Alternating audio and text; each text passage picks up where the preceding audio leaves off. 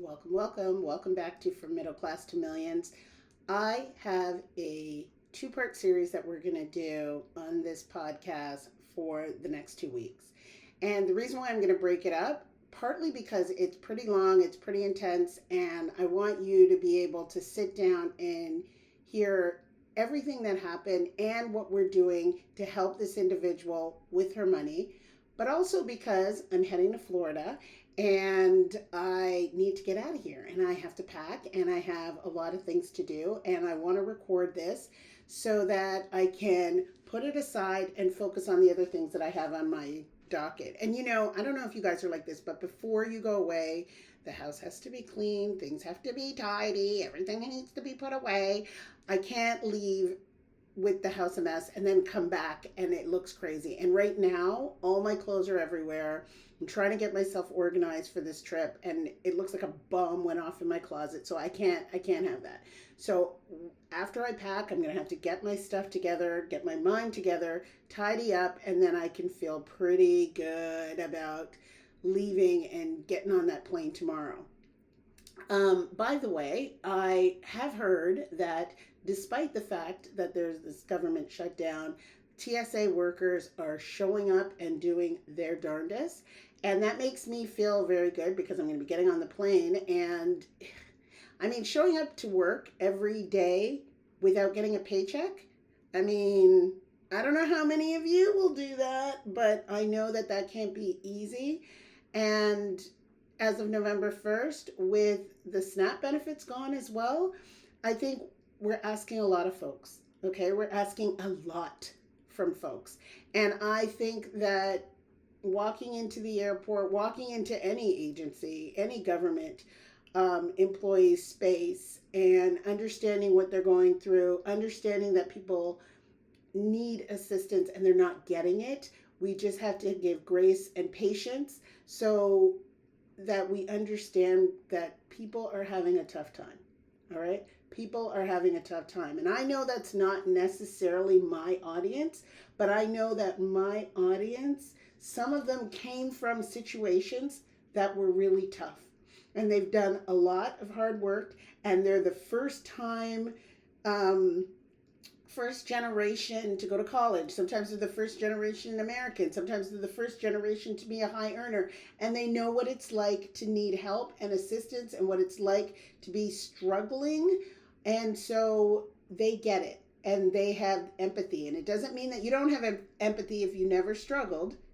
But I know a lot of folks who were in that situation, grew up in that situation, come from that situation, and they understand how these benefits can get people through during tough times.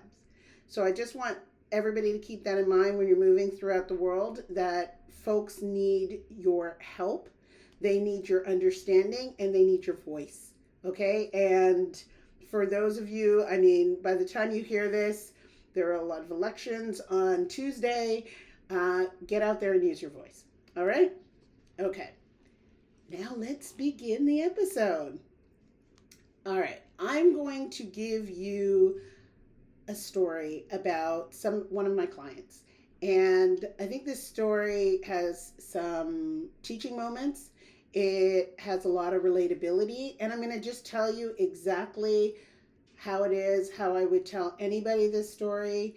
I want you to really listen to see if there's anything in this that can help not only you, but if not you, help somebody you know, okay? Because again, there's a lot to this story that a lot of people can relate to, and I just want to make sure that the message gets out there that women like this are not alone, okay?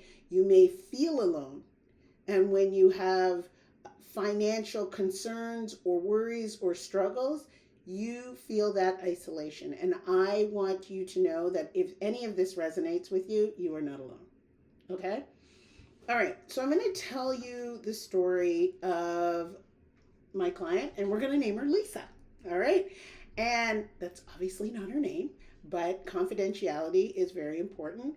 But I think it's just equally as important for people to know that there are other people out there who are dealing with what you're dealing with.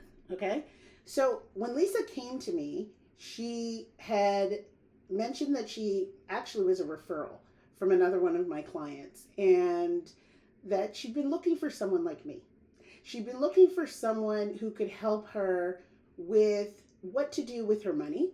She had recently sold a property and she had some goals, she had some objectives, and she wanted to understand what she could do with her money without being sold a bunch of, services, insurance, policies, being put into investments that she didn't understand. She really wanted to become financially literate. She really wanted to see how she could make the right decisions.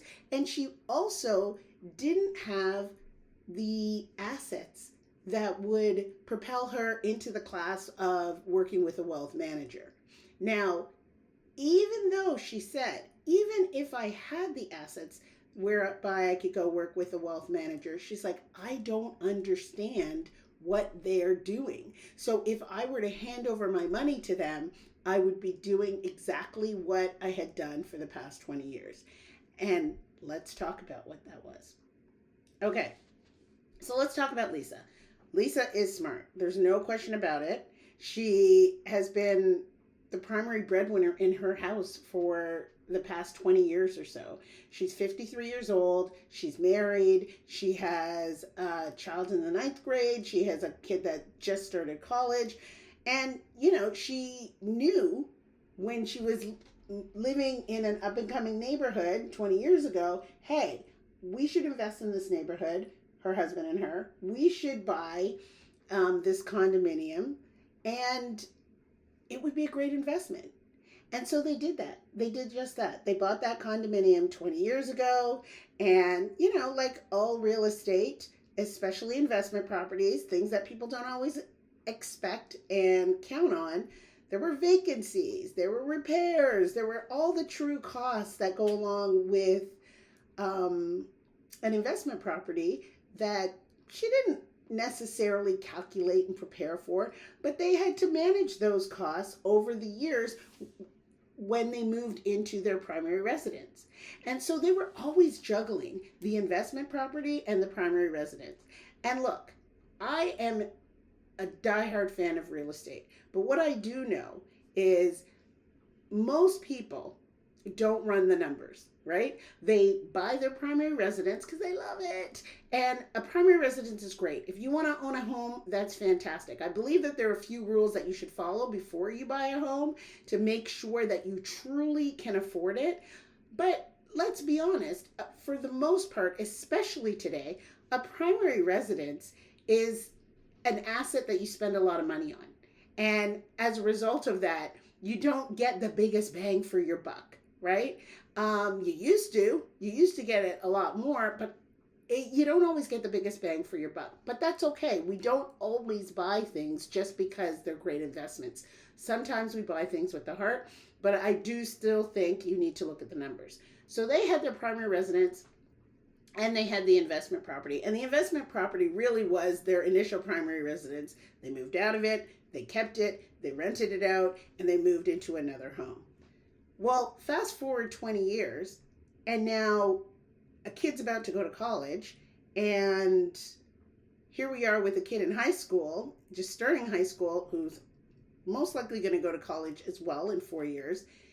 And we're looking at the landscape, and we see that we don't have college funds. We don't have money for college. But Lisa thought 20 years ago, I'm going to use this property to pay for college. That was her intention. And lo and behold, this summer, Lisa sold that condominium and has a big chunk of change in the bank. And so now she's like, hey, we've got this big chunk of change in the bank from the sale of that property. She had this number in her mind that she wanted to have, and she got it. And then, doing all the things, she realized she was paralyzed. She didn't know how to make a move after the sale. She had done all of that work. She had the money in the bank, but then she was frozen. She was frozen because she didn't know exactly what to do with it. And she didn't want to make a mistake. You know, anybody who's lived on the planet more than 5 minutes has done some funky things with money. And sometimes you have regrets.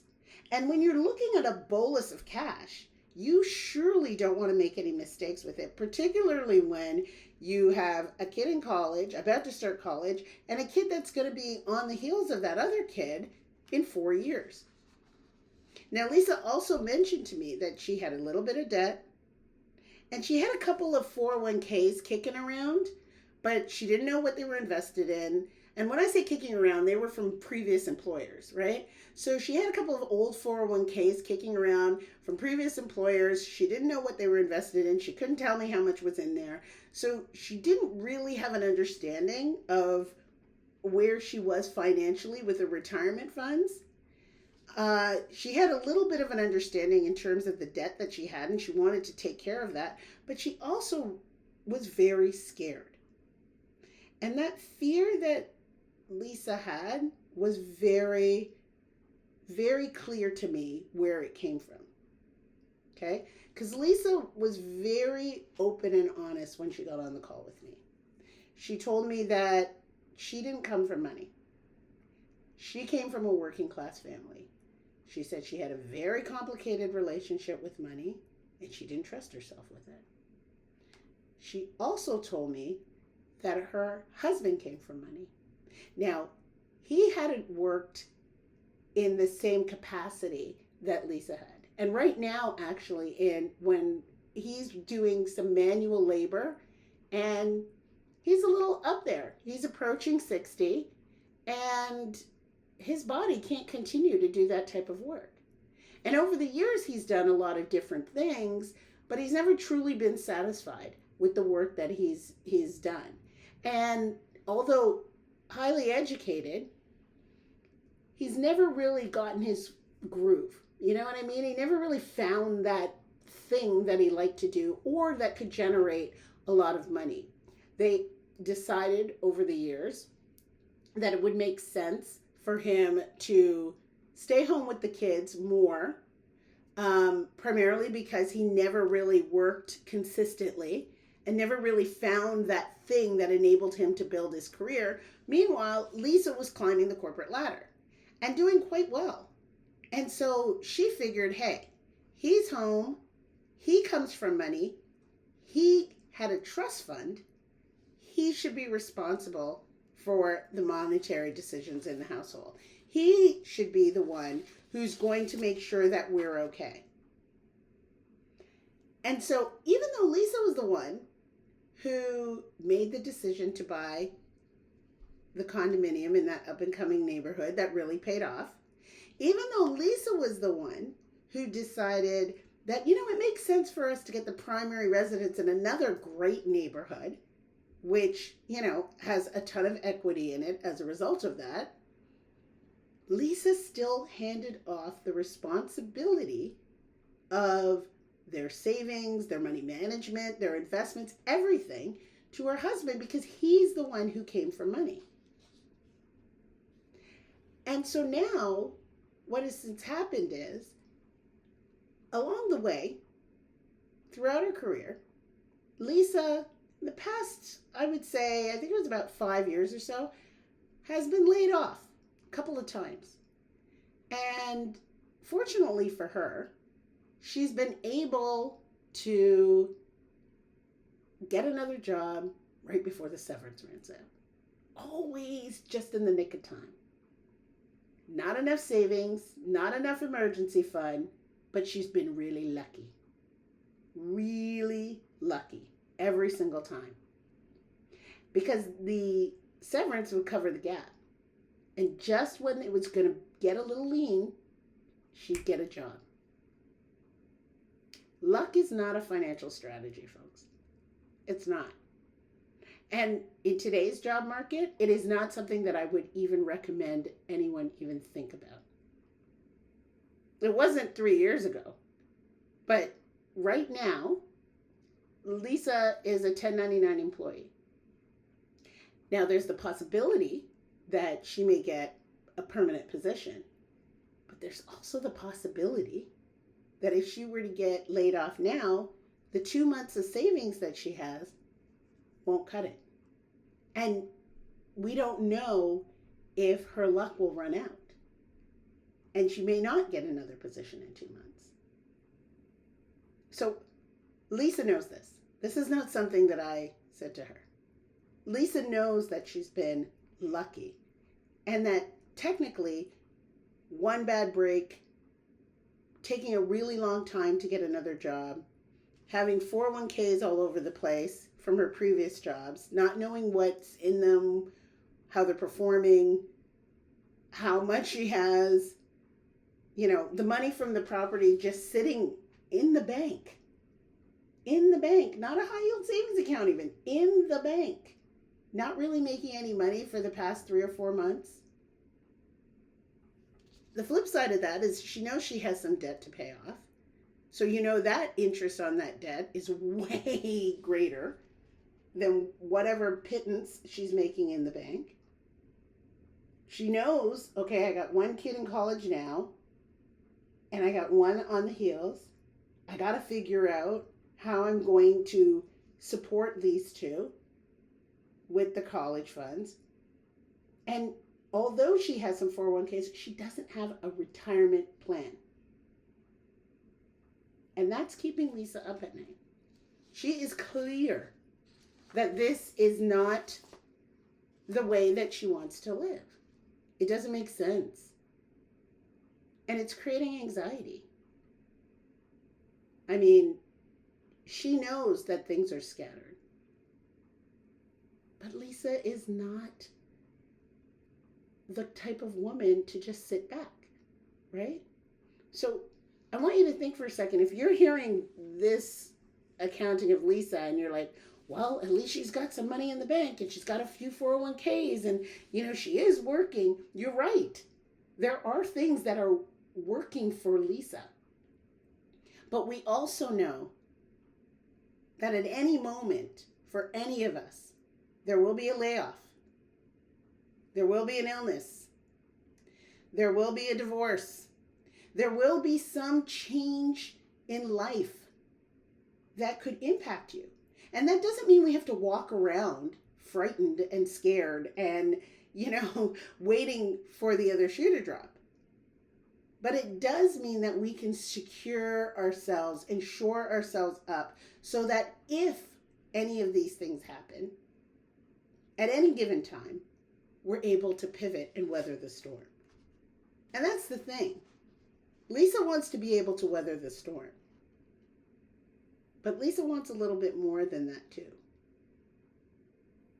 Now, remember I said that Lisa wasn't the one that was managing the money and managing the investments and managing everything financial because she had a complicated relationship with money. She didn't believe that she was good with money, although she actually spearheaded some of the biggest financial decisions that worked in her family's favor. But she handed it over to her husband because he was the one who came from money and he had a trust fund. I want to point out that that trust fund was no more because that money was spent by his parents. So here's this trust fund that everybody's talking about, that everybody's looking at, that everybody's relying on, and it's gone. And this is the thing.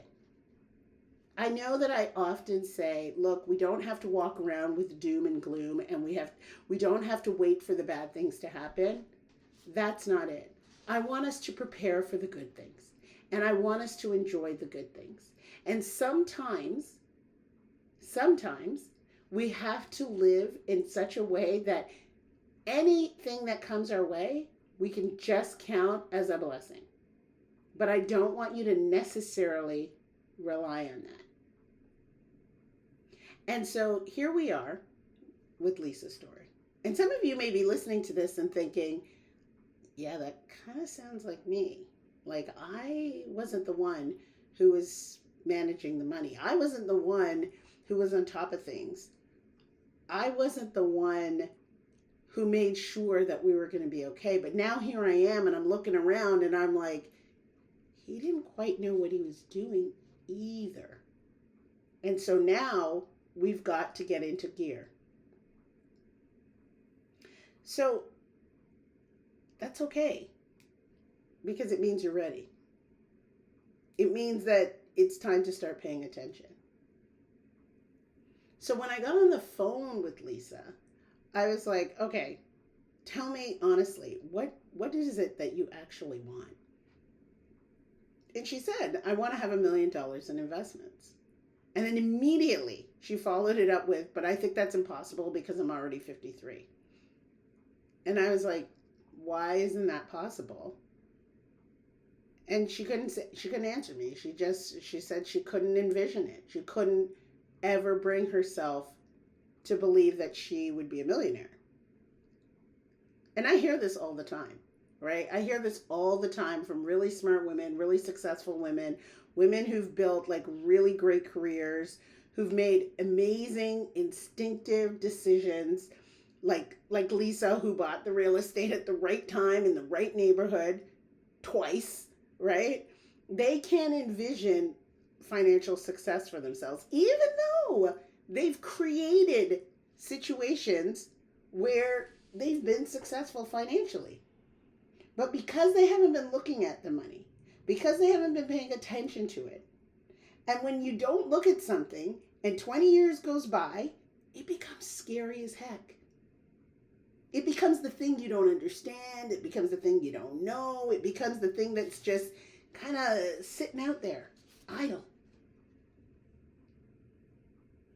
So scary that Lisa has the proceeds from the sale of the property, a great decision that she made, and it's money that she knows that could create an emergency fund, that could go towards her kids' college, that could pay off some of the debt, that could boost her retirement, and it's just sitting there in a checking account. Simply because she doesn't want to F it up. And I get it. I get it. When you haven't been paying attention to money for years, and you've passed over or passed off all of the decisions, and you're like, I don't understand investing. And she said, well, maybe I don't understand it because I haven't given it a shot. I haven't tried to understand it. Having a big bowl of money can feel more terrifying than having no money at all. Because when you don't have anything, you don't have anything to lose. But if you have that big pile of money sitting in the bank and you do the wrong thing and you F it up, you're going to feel terrible. And when you know that you're supposed to do something with it, because Lisa's not dumb, but you don't know what, every single day, it feels like you're failing. Every single day, it feels like you're making a mistake. Every single day, you feel like you are just flubbing because you're not making a decision. I know Lisa's thinking, I should have been paying attention to this 10 years ago. If I'd been paying attention to this 10, 15, 20 years ago, I'd be in a better position. I wasted a lot of time. I relied on somebody and, it's too late now. And a lot of people are saying that, especially people in their 40s and 50s and 60s. A lot of people are saying that because they feel like it's too late. And I'm going to address that. I'm going to address that in part 2 because I really think that is a very important piece that we need to talk about, thinking that it's too late. But I'm going to hit on something that Lisa's not saying, that a lot of women are not saying, but they're really feeling. And it comes out when I work with them. Lisa's clear. She's like, I don't want to be the breadwinner anymore. And you want to know why? Because she's tired. She's tired. She's been carrying the financial weight of the family for years. And although her husband came from a trust fund, his contribution financially and his income has been sporadic. So although there was this notion that one day this money would come flying in, it never did, and it never will. And in that time, Lisa's been laid off multiple times. She's managed to bounce back multiple times. She's managed to keep the investment property afloat. She's managed to keep the primary residence afloat. But she's exhausted. And she doesn't want to do it anymore. But she also knows that as tired as she is, as exhausted as she is, if she doesn't take control right now, if she doesn't get organized right now, she's going to be working until she physically can't work anymore. And the two of them will struggle together. And that terrifies her way more than looking at any of these numbers. Way more. So this complicated relationship that she has with money will only get worse if she doesn't act now. She has to learn to trust herself. And she's never had to, honestly, right? Because she had somebody else doing it. But she has to. She has to, because she knows that, yeah, it would have been better if I had done this 10 years ago. Yeah. But worse than starting at 48 or 53 or 63 even. It's starting at 53, knowing that this is the situation you're in, and then waiting another 10 years. The best time to take control of your money was 10 years ago. Of course it was. But the second best time is right now. And there's no time like the present. And this is almost going to be the ticket that saves Lisa and her husband. Not just the financial way in which it can save them, but it can save Lisa from the deep resentment that she's feeling towards her husband. Because she trusted him. She thought he knew what he was doing. He didn't. And she's also angry at herself. Now, I'd like to cut Lisa some slack. Because, you know what? She was busy. We're all busy. And sometimes when our heads are down and we believe that somebody else is taking control of an area that we just don't feel as though we have the capacity to handle, we take our eyes off of it. The beauty is that she's willing to look at it now. And as tough as it is to admit that she wasn't looking at it then, and as hard as she has been on herself for not looking at it, it's really, really amazing that she's ready to do so right now. And it may be because of fear. It may be because she knows that, hey, I got to take my head out of the sand. I'm 53. I still got a lot of living to do, and I can really turn this situation around. And she's absolutely right. So I'm going to take a break right here because this is getting long, and I want you guys to come back to hear exactly what Lisa and I are going to do, because I think it will give you some insight, especially if you're in a similar situation to Lisa. You haven't been looking. You may not have sold a property. You may have a few 401ks floating out there. Maybe you're newly divorced. Maybe you've had a couple layoffs and you've had to kind of restart and jumpstart and go back to savings again and try to get your financial situation more stable. Maybe you had to do that a few times. And I want you to know that these bumps along the road, they don't mean that you're now like pitched off into a ditch. It just means that you're going to have to recalibrate and get back on track. And you'd be amazed at what you can do in a short period of time.